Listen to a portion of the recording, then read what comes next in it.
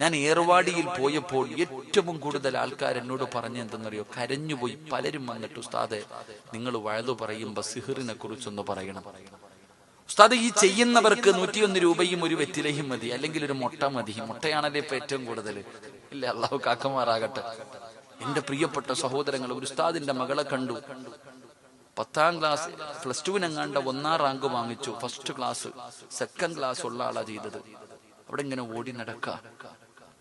ശരീരത്ത് മുറിക്കുന്നവർ എന്തൊരവസ്ഥയെന്നറിയോ സഹോദരങ്ങളെ.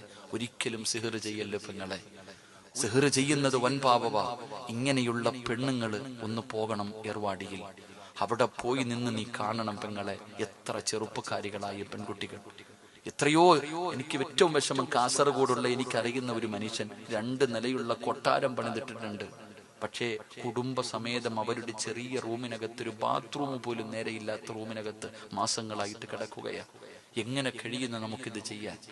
സ്വന്തം കൂടപ്പറപ്പ് നന്നാകുന്നത് നമുക്കിഷ്ടമല്ല. അസൂയ, കുശുമ്പ് എന്തിനാ സഹോദര? നമ്മൾ എന്തിനാ മറ്റൊരുത്തൻ നശിക്കണമെന്ന് നീ ആഗ്രഹിക്കുന്നത് എന്തിനാ? എന്റെ പ്രിയപ്പെട്ട സഹോദരങ്ങളെ, ഒരിക്കലും അസൂയ വെക്കരുത്. അള്ളാഹു നമ്മളെ കാത്തുരക്ഷിക്കുമാറാകട്ടെ. ഒരിക്കലും ആരോടും അസൂയ വേണ്ട. നമ്മൾ മനസ്സിലാക്കേണ്ടത് എന്താ? എനിക്കുള്ളത് എനിക്ക്, നിനക്കുള്ളത് നിനക്ക്. നമ്മളങ്ങനല്ലല്ലോ, ഓനൊന്നെത്തിയും കാലം. കാരണം അങ്ങനെ നമ്മൾ ചിന്തിക്കും.